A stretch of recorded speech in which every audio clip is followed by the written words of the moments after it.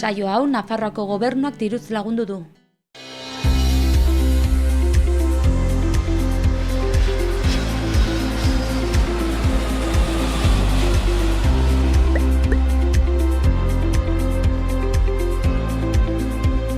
Kaixo egunon. Kaixo egunon. Konta eguzu pixka bat nozaren, nongoazaren? Nire izena Zaret da, 24 urte ditut, Lodosakoa naiz eta orain Lodosan bizi naiz, eta Ibaialde ikastolako irakaslea naiz. Ze ikasketa mutu dituzu, orduan? Batxilergoa amaitu nuenean goi mailako ziklo bat egin nuen, tekniko de imagen para el diagnóstico, baina, gero hori bukatu eta gero magisteritza egiten hasi nintzen, eta haurrezkuntzako magisteritza egin nuen UPNan, Iruñako Unibertsitatean. Zentu dira zure zaletasunak? Gehien bat kirola gustoko dut, txikitan egiten nuen atletismoa eta gaur egun maila horretan ez, baina zer ere egiten dut. Eta, gustatzen zait ere pilotazalea morratu naiz, baina telebistatik ikusten edo frontoia. Praktikatu pilotaia hori ez bakarrik ikusteko. Eta bidaiatzea zer? Gustatuko duzu edo? Bidaiatzea bai. Txilera joan nintzen arte, ez nintzen asko atera, baina behin atera eta pila gustatu zitzaidan esperientzia eta oso gustoko dut.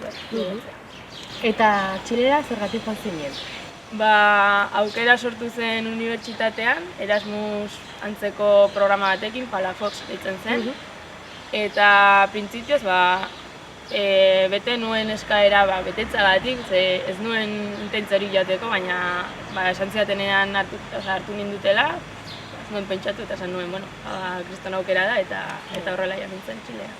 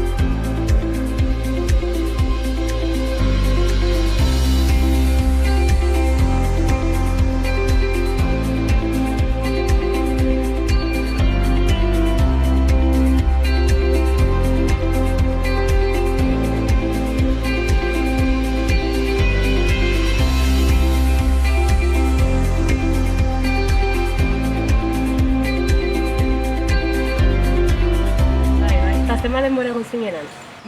6 hilabete abendutik uztailetik urtarrilera. 2017ko urtarrilera. Eta nola bizi dago jendea? Sozialki, ekonomikoki, dena?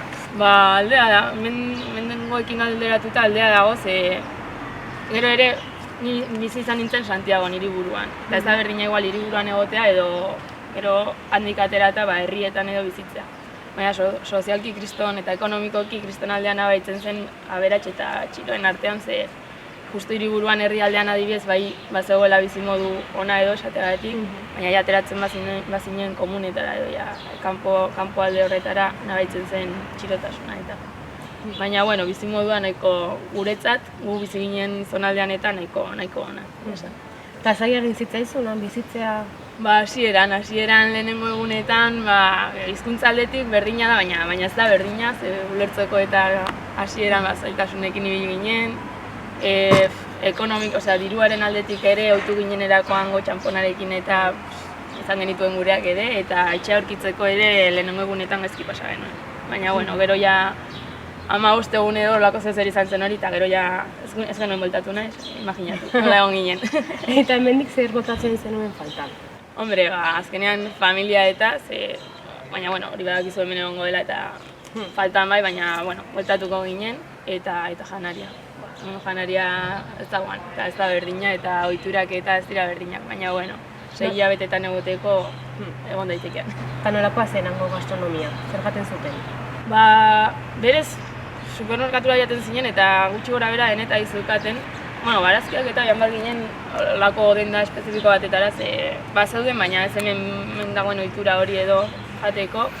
Eta otorduak eta ere desberdinak ziren, Uiaten ginen adibidez unibertsitatera eguerdian, eta hango, Uiaten ginen Txileko jendearekin klasera, eta hangoek bazkaltzen zuten lehenago, edo sartzen ginen orduitan lehenago zeo zer azkarra hola kebab bat antzekoa, edo kalean harrapatzen zuten edo zer gauza, eta guian behar ginen etxera, gure platera egitera, ongi bazkaltzera.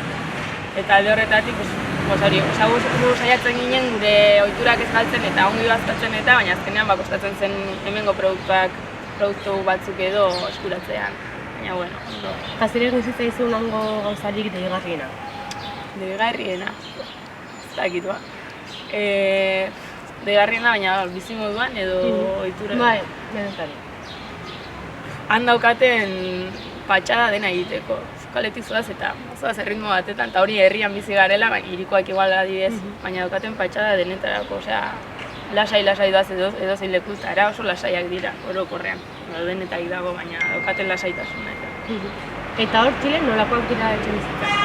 Etxebizitzak, komentatu dizudana lehen nola herrigunean eta aldea dago, adibidez hori herrigunean kriston eraikinak dira, gu bizi ginen 18 pisuko eraikin batean, eta 18. pisuan, holakoak zirenak gehienak zukaten piztina goikaldean, azotean. Eta gero, ateatzen bazinen erdialdetik, bazegoen zonalde txiroena edo etxe normalagoak zirenak, etxeak zirenak, ikusten zen txiroak zirela. Eta gero, baina adibidez joan ginela muino bat igotzera eta pasa behar ginen aberatzen kriston zonaldetik, kriston txaletak eta zeuden. Baina gehien bat hirian bertan, kriston eraikinak eta pisu askotakoak. Eta lehen esan duzun moduan, zergatik izan zen zaila etxe bat lortzea? Joan ginelako fiskat abentura bila. Joan ginen ostatu batetara, lehenengo ostatua bai hartu genuela, jana horretiz bestela. Eta esan genuen, bertan ez da zailtasunik egongo pisurik aurkitzeko, baina gorrialdetan begiratzen eta ez genuen aurkitzen, ze, klaro, justu zen, denboraldia jaten zena jende pila bat ere, orduan, ez zen erraza izan. Eta gero aurkitu genituenean batzuk, kanpotarra ginelako eta kontratua egiteko behar zutelako, ez dakit, ziurtasun bat bezala ordaindu behar genuela, ez? Eta azkenean topatu ginen gizontxo batekin, esaten zigula bere alaba zetorkiola burura eta, bueno, gugan konfiantza izan zuen eta sinalo egin genuen kontratua. Bai, ikusi genuen hor, zerua ikusi genuen. Izan zen justo lehenengo bidaiara, egun bat joan baino lehen, interesakatako horri, baina, bueno. Eta hango kultura nola da? Nola da hor parranda edo jendea irekia da edo? Eske denetarik dago, orokorrean igual, parrandan bai irekiak direla, irekiegiak igual, baina bueno. Eta, bueno, gero berez, adibidez hori, klasean nian nintzen lagun batekin gelako lagun batekin, genuen den elkarrekin. Orduan, gelan ere ez ginen asko ireki, ginen igual gehiago gure bolara eta listo. Baina, bueno, bai talde lanetan eta irekiak zinen eta gero gonbiatu gintuzten haien jorgaitara eta jorga egiteko han adibidez oso ohikoa da prebia ditzen diote, atera baino lehen. Eta, bueno, elkartzen dira etxeren batean edo, eta gerta daiteke etxan egitea ere jorga, handik ez ateatzea. Botelloia eta egite dute eta angelitzen dira edo, bueno, edo gero bestela ateatzen dira. Baina bai egiten dela hemen baino lehenago, igual gelditzen dira arratsaldeko 7 eta 3:00 eguzkia zut ikusten hemen bezala. Baina eta horrelako ohitura dago jorra egiteko ere. Eta orduanan harremana egin zenuen jendearekin edo? Gehiago Erasmus, hemengo jendearekin elkartu ginen nola talde nahiko handi bat, eta azkenean lagunekin egonda, azkenean ja lagunak edo kasi familia, inbeste egunan. Eta horrela elkartu ginenez, Txileko jendearekin, batzuekin bai, klasekoekin edo gero ekintzaren batean ezagutu genuen baten batekin, baina bere zango talderik orain bueltatuko banintz ez nuke izangoan norbait hola bisitatzeko lagun mina bezala, baina bueno. Eta Erasmus jendearekin orain du daukazta harremana? Bai, elkartu izan gara bueltatu ginen hori urtarrilean, eta gero elkartu izan gara Faietan, San Ferminetan, egin dugoela ere beti jorgetan, hori bai, aprobetxatzeko. Eta bai, harremana badugu. Eta Txilen nola ikusiak dira atzerritarrak? Bueno, topatu dezakezu denetarik, baina adibidez egin dituen erean praktikak, eta, hombre, horla zuzenean esan da etziaten esan, baina itxura zen tipo europarra zara, txuria eta beratxa. Eta aber zertara zatozen ona, zegu gauzak ongi egiten ditugu, eta, bueno, baina, osea, harremana ona, baina bai ematen zuela olako kutsu bat edo. Eta Erasmus bitartean, ze toki ikusi zenituen? Ba, Txile oso luzea da, denetai dauka, Txile goitik bera, lekurik tipikoenak edo, genuen Atakamako basamortua, Cajon del Maipo egon ginen, Iarrika, Pukon, Txileko hegoaldea, Patagonia aldeko zonalde hori, Argentinako Patagonia ere zapatu genuen, Ushuaiara joan ginen, Perito Moreno, gero Peru, Machu Picchu, Boliviako Salar de Uyuni lekuriko turistikoena. Bai, eman zegoen. Azkeneko hilabete hori, ze berez gu jokatzen genuen gabonenak baino lehenago, baina azken hilabete hori izan zen bidatzeko erabat. Eta ze leku gustatu zaitzen gehiago? Ba, Atakamako basamortua igual izan zela lehenengo bidaia, horrekin maite bindu nintzen, osea, pasada bat izan zen. Igual ere lehenengo bidaia izan zelako eta kriston paraje zituelako. Baina gero ere hegoaldea oso polita zen, Patagonia eta ezain hegoaldean ere egin genuen hola ruta bat bezala komentatu izan lagunak eta nik, ikotxearekin, eta herriska batzuk oso politak. Ikusi genituen Frutillar, Kotxamo, Petro, bueno, ni ezagunak, baina igual ez dira ezagunak, baina oso politak. Bintzat horre, eta Perito Moreno ere ikaragarria izan zen, baina hori jada turistikoa guaztakit. Baina horrekin elitu nintzen bai.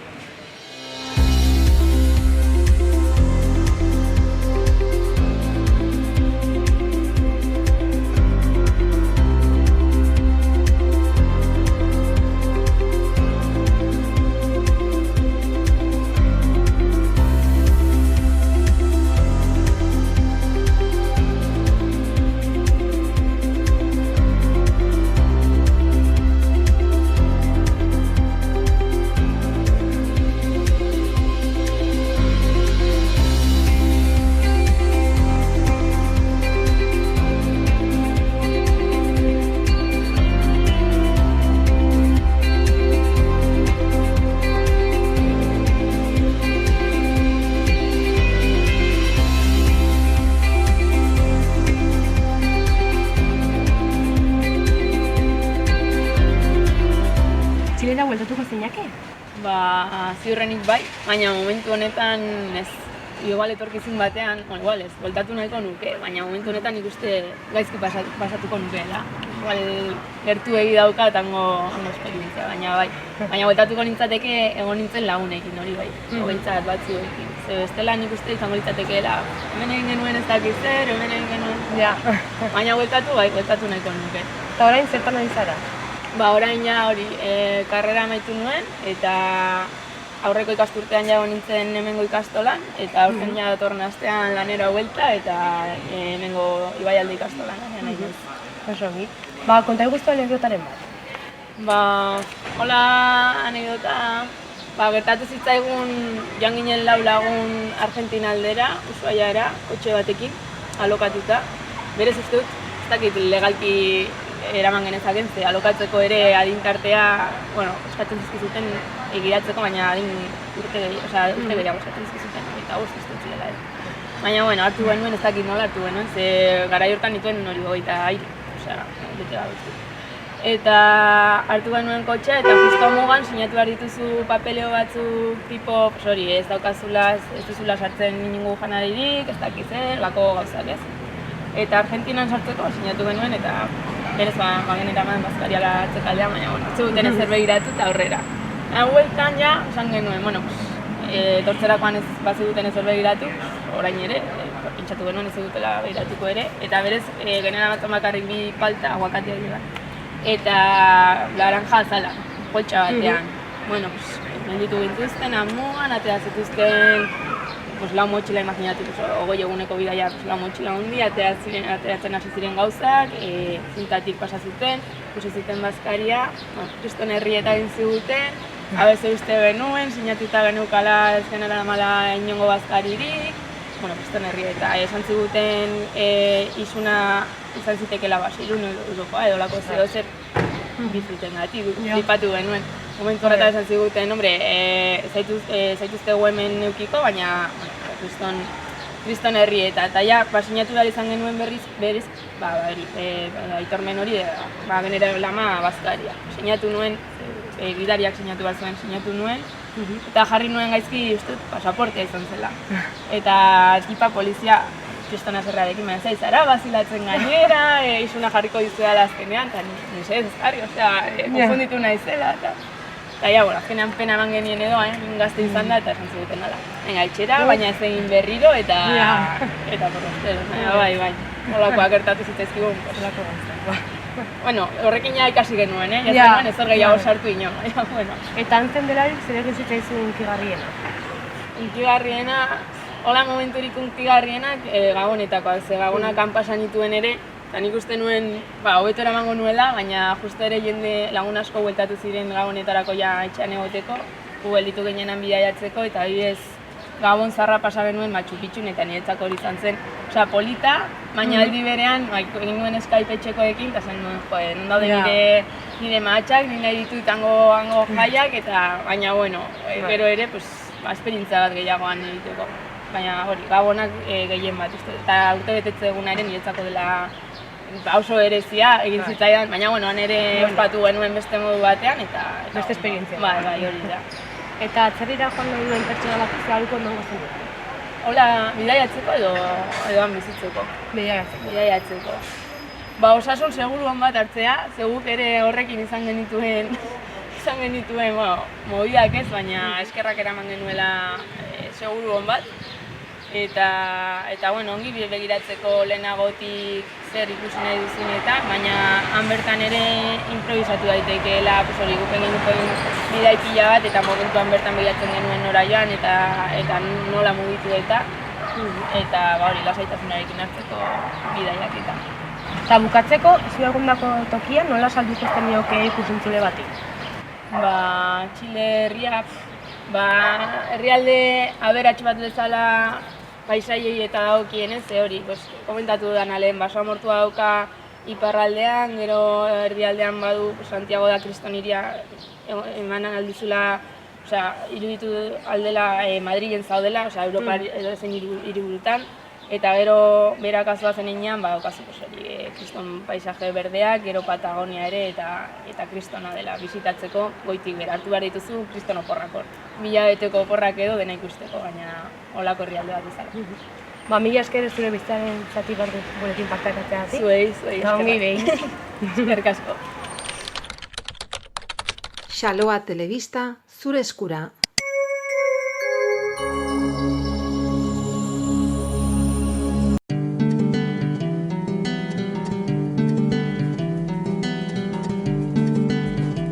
Saio hau Nafarroako Gobernuak diruz lagundu du.